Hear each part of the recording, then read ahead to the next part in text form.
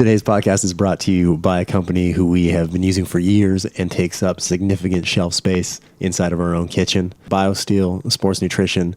It was a product created out of necessity 8 years ago and is trusted by athletes like Connor McDavid, Tyler Seguin, Brooke Henderson, Rosie MacLennan, and Andrew Wiggins. They're really a leader in sports drinks for everyone from professional athletes to everyday champions. Understand something, guys. Nothing worth ever having in this world comes easy. Do what these champions doing if you're going to be a champion. You control your outcome. Who am I? I'm a champion. Welcome back, champions, to a brand new Biosteel breakdown. So happy to have you here. As always, I'm your host, Adrian, with my co-host, Sylvie. And we're breaking down a brand new topic. And if it's your first time, welcome. And if you're a long-time listener, thank you for your loyalty. We appreciate it. I have no idea what breakdown number we're on, but it's been a while. We've done a few of them. We've been breaking it down for a while. And yeah, sometimes it's hard to come up with topics. Sometimes it's easy. It depends on how many conversations I think we have with friends and family and people inside grocery stores in the aisle that ask about pasture-raised eggs, and then we're stuck there for an hour so Sylv can deliver a seminar. Not bitter. Happy the lady learned. But with this one is fitting and was an easy one to come up with, right? Yeah. If you've been checking out either of our social media accounts or the GRHPT account or the Biosteel account, you'll notice that there's a couple different hockey camps going on right now. So we have prep week at our gym, and then Maddie over at his gym has camp. And it's kind of the last training sessions before the players go back to their teams. And so it's the change of a season from the off season to the in season. So we wanted to put together something that talks about those concepts and those aspects, right? Absolutely. So tell them what's up, Sil. So we are chatting about periodization, which is a very fancy word we throw around in the strength and conditioning world. It's very true. But it just breaks down to periodizing your training, so specifically for sport, into different seasons. Did you just define the word with the word? Yeah, I did that. That's your math teacher. I know. Your math teacher. Wow, your English teacher would be sectioning. Should I use that word? Yeah, I think sectioning out your training into different seasons. So, for example, we have preseason, in season, postseason, off season. Yeah, I think that's fair. It's just cyclical changes. It could be, different for different sports. But the whole concept is that you're peaking during competition. I think the easiest example is the Olympics, because the Olympics take place over a quad. So you have 4 years. Yep, they do. Nailed it. And so you have year 1, year 2, year 3, year 4, and then especially in those events where you're really trying to peak for one specific moment, they break each of those years down into different cycles. They have macro cycles and mesocycles. And it's an awesome concept, gets tossed around, but we want to talk about how you can periodize your life, not just your training. Yeah. Right? Exactly. Okay, where are we starting? Periodizing your life. Yeah. So I think one of the important things to point out here is that, although we look at athletes as performing for their sport, we're performing every day in our lives, or there's things that come up that are bigger than others, whether it's big events that you put on, quarters in your business, whatever it is. Usually there's ebbs and flows and there's peaks. So periodizing your life essentially means that you are kind of looking at when you need to peak performance-wise. And again, it's not just from a physical standpoint, it's from a mental and emotional level, just all around when you need to be on and you need to perform. So in order to do that, you can't go hard all the time. And so I think athletes are a great example of that, is that they do have some downtime because they need it physically, but mentally we need that as well. So peaking at those specific times. So the first thing that we think is important is to look at the overall ebbs and flows of your life. Your total training load, and we're going to use the word training, but we mean your total life load, and everything is a stressor. Driving for 3 hours a day in traffic is a stressor. Having a big project at work is a stressor. Going to the gym and crushing yourself in a workout is a stressor.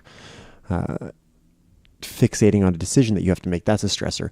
So you need to understand the total training load, like what's going on. Did you just switch jobs? Did you just find out that you're having a child? Did you just have a child and now you can't sleep at night? Did you go into a season where you had a bunch of celebrations and you had to go out and be social and maybe party or drink or be involved in that cycle? So all these things put different stress on your body, and it's important to look at it as a whole, not just as individual pockets. So I have a 6 out of 10 in this area, but I have a 10 out of 10 in these 3 areas. Well, it's pretty high. It's different if you have a 10 out of 10 here, but a 2 and a 3 out of 10 in the other 2 areas of your life. And in that way, you can just kind of help shape what's going on and what time of year it is and what sort of focus you need. And then what you do needs to complement that. So if you have a really big project coming up at work and you need to be sharp and firing for several days in a row, it would be a good idea not to go out and drink that night or that weekend or the weekend before, because you need that mental energy and you need that focus, and you can't afford to stress your body in other areas where you might get sick and then fall off. Ebbs and flows. Right. It was a long, windy example and explanation. But yeah, that's looking at it. We want to look at the whole training load and then figure out how we can tailor the areas of the life to maximize that period, like present time and that present moment. Yeah. And I think that, we hear, and we've talked about this before, we hear the term like getting back on track after this happens, after the summer happens, when my kids go back to school or whatever it is. And I think, owning that these are going to be, different times in your life, and it doesn't necessarily mean that you have to perform the same way that you did in the summer, in the fall. So you can have a new sort of session or a reworking of what you're focusing on. And that is an important part. So you've seen what's happening, and then you go through a period, let's call it a period of high stress, like the off season, let's say your off season. You're in season. You go through a period of high stress. The first thing you should do after that is take a break, is shift down and try and find a way to recover and regenerate, correct? Absolutely. So we do this again with training. So you have deload. If you want to explain, even in the middle of the summer, like our guys going hard, then taking a week when they are, not focusing on, the same types of exercises, but still moving in a different way. Yeah. Just an opportunity to take some stress off the body. Give it a chance to recover and recuperate. So you had a very stressful time at work mentally. Now let's take a deload week in our own mental capacity. Let's focus on different projects that don't take as much brain power, that don't take as much focus, that you can relax on a little bit. And so that's your first section. Then we go into goal setting after that, like reestablishing what you want for that next phase and what you want for that next period. And we talked about this a couple episodes ago, actually, on how you can goal set effectively. So that's kind of the next progression through that. So you had your busy time, you came into a deload, so you periodized for that. Now you're starting to ramp it back up again. So you're taking a moment to goal set some targets, and then you want to work through that in a manner that is effective. If you just go right back into it at 100% and redline the car again, well, you might not be in it for the long haul. You might be burnt out in 3 or 4 weeks. Instead of increasing it slowly, taking some more time, increasing it slowly, taking some more time, increasing it slowly. So in that way, it works as a cycle. Yeah, absolutely. Yeah. What did I miss in here? I think, when it comes down to it, it does come down to stress and managing that. And we have talked about that before in the podcast, but I think understanding and paying attention to when those, stressful events are going to happen in your life. And I think when it comes to exercise too, people think that they have to, use really hard training as a stress relief. And a lot of the time that's not what you need in those situations. When, like, for example, in the off season, with our hockey players, they have the least amount of responsibility outside, so they can push their bodies physically a lot harder because they have a lot more time to recover, right? So I think sometimes that mindset of, going really hard when we have stressful events is, a stress relief, but it can cause even more stress and actually, again, put you backwards instead of forwards in terms of your goals. Right. It becomes counterproductive. Exactly. You don't need a HIIT training session. You actually need some long, slow training. You need to go for a really long walk, help the nervous system recover. And that is important. What you eat, what you do in the gym complements your life and vice versa. And so it's important to take stock of that, take note of the progression of your life as it goes along and what you have coming up in the next weeks or months or years, perhaps, although that might be a little far off, and then complement it in other ways.